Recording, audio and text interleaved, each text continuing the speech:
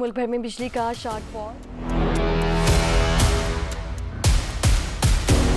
Gas बंदिश और low pressure की शिकायत में होशरुबा इजाफा। पेट्रोल और डीजल की कीमतों में बड़ा इजाफा, आवाम पर महंगाई का नया बोझ डाल दिया गया। गवर्नमेंट प्राइमरी स्कूल दो जदीद में भी बुनियादी सहूलियात से महरूम है। ज़रा सोचिए, कैसे एक गरीब टैक्स देने के बावजूद भी बेसिक नीड्स जैसे पानी, बिजली, गैस, इसके अलावा स्कूल्स और कॉलेजेस से महरूम रहते हैं।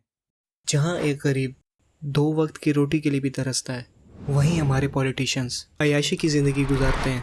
बड़ी बड़ी गाड़ियों में फिरने के साथ साथ आलीशान बंगलों में रहते हैं। आज हम बात करेंगे दुनिया के सबसे बड़े फाइनेंशियल स्कैंडल की, जिसके लीक होते ही ये उस वक्त दुनिया की सबसे बड़ी खबर बन गई थी, जिसे आज हम पनामा लीक्स के नाम से जानते हैं। Panama leaks, Panama leaks, Panama leaks.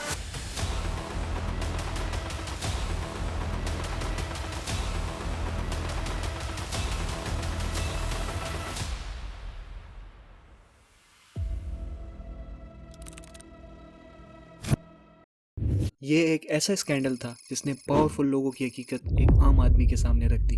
Panama leaks को समझने के लिए पहले आपको टैक्स हेवन कंट्रीज और ऑफशोर कंपनीज को समझना होगा, ताकि ये पूरा स्कैंडल आपको सही से समझ आ सके। देखें, इस वीडियो में खुद से मैं कुछ नहीं कहूँगा, बल्कि सारी इन्फॉर्मेशन इंटरनेट पर मौजूद ऑथेंटिक सोर्सेज से ली गई है।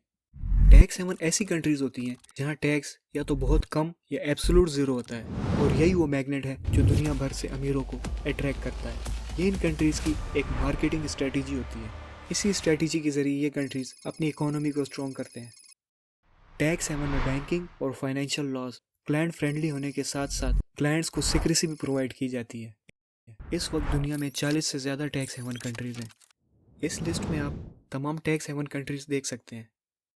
ऑफशोर कंपनी एक ऐसी कंपनी होती है जो अपने होम कंट्री में नहीं, बल्कि किसी भी दूसरे मुल्क में रजिस्टर्ड हो। लीगैलिटी की बात करें तो ऑफशोर कंपनी बनाना वैसे तो लीगल है, लेकिन ये इलीगल तब होती है जब कोई इंसान इन्हें टैक्स से बचने, अपनी करप्शन का पैसा छुपाने, मनी लॉन्ड्रिंग, टेरर फंडिंग जैसे घिनौने जराइम के लिए इस्तेमाल करता है। देखें, सेंट्रल अमेरिका में एक टैक्स हेवन कंट्री है पनामा के नाम से। पनामा में एक लॉ फर्म थी जिसका नाम मोसैक फोंसेका था। इस पूरे स्कैंडल की शुरुआत मोसैक फोंसेका के कॉन्फिडेंशियल डॉक्यूमेंट्स लीक होने की वजह से हुई थी। देखें, होता कुछ यूँ है, 2014 के आखिर में जर्मन न्यूज़पेपर ज़ुडडाइची ज़ाइटुंग के इन्वेस्टिगेटिव जर्नलिस्ट बास्टियन ओबरमायर को एक अननोन सोर्स से इनक्रिप्टेड मैसेज आता है। मैसेज करने वाला इंसान अपना नाम जॉन डो बताता है। जॉन डो के पास ऐसा डाटा होता है जिसकी वजह से उसकी लाइफ खतरे में होती है।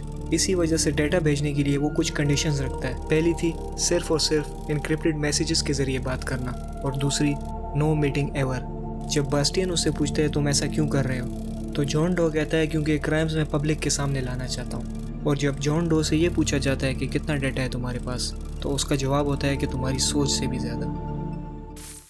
ये सारा डाटा 2.6 टेराबाइट्स का था, जिसमें 11.5 मिलियन फाइल्स थी।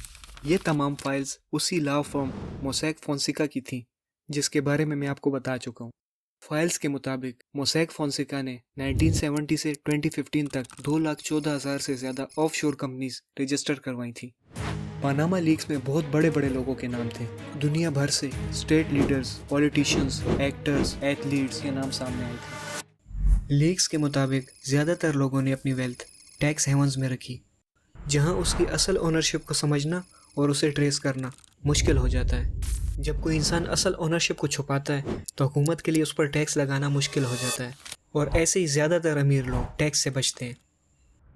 बास्टियन ओबरमायर ने यह डाटा अपने कोलीग फ्रेडरिक ओबरमायर के साथ मिलकर कंपाइल किया और इसे अपने न्यूज़पेपर ज़ुडडाइची ज़ाइटुंग के हवाले किया।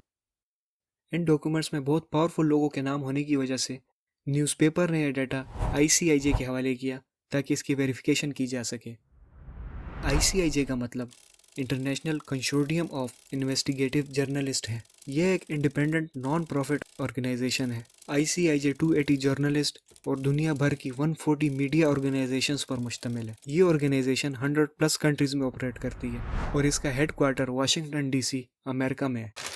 ICIJ पूरी दुनिया में हो रही करप्शन को इन्वेस्टिगेट करता है और फिर इसे एक्सपोज करता है। पनामा लीक्स के मामले में भी इन लोगों ने 400 से ज़्यादा सहाफ़ियों के साथ मिलकर सीक्रेटली काम किया। 1.5 ईयर्स तक इन लोगों ने डॉक्यूमेंट्स को वेरीफाई किया, उसके बाद दुनिया के सामने लाया गया। 3 अप्रैल 2016 सबसे पहले ये न्यूज़ जर्मन न्यूज़पेपर ज़ुडडाइची ज़ाइटुंग ने पब्लिश की। पनामा लीक्स में दुनिया भर से 140 से ज़्यादा पॉलिटिशियंस, स्टेट लीडर्स या इनके फैमिली मेंबर्स के नाम शामिल थे। उस वक्त के Pakistani sitting prime minister Nawaz Sharif के बच्चों के नाम, आइसलैंड के sitting prime minister Sigmundur David Gunnlaugsson, Argentina के ex president Mauricio Macri, Bashar al Assad के कज़न का नाम, इसके अलावा भी दुनिया भर से बहुत से बड़े बड़े लोगों के नाम इसमें शामिल थे। लीक्स के बाद दुनिया भर में पब्लिक प्रोटेस्ट हुए। आइसलैंड के प्राइम मिनिस्टर ने लीक्स के 2 दिन बाद ही यानी 5 अप्रैल 2016 को रिज़ाइन कर दिया था।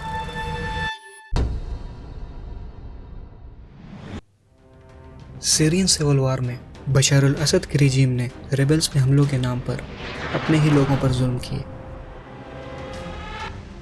सीरियन एयरफोर्स ने घर, हॉस्पिटल्स और स्कूल्स पे हमले किए, जिसके नतीजे में 21,000 से ज़्यादा मासूम शहरियों की जानें गई। पनामा लीक्स इन्वेस्टिगेशन के मुताबिक सीरियन कंपनीज पर यह इल्ज़ाम था कि इन कंपनीज ने सिविल वार के दौरान सीरियन एयरफोर्स को फ्यूल सप्लाई किया है। 2014 में यूएस ने इन कंपनीज पर बैन लगाई थी। बैन के बावजूद मोसैक फोंसेका ने इन कंपनीज को ऑपरेट करने में मदद की, ऐसा इल्ज़ाम लगाया जाता है। पनामा लीक्स को आज 10 साल हो चुके हैं, लेकिन एक आम आदमी आज भी टैक्स के बर्डन तले दबा हुआ है। जॉन डो को आज तक कोई नहीं जानता, लेकिन उसने गुमनाम रहकर भी बहुत से लोगों की हकीकत हमारे सामने रख दी।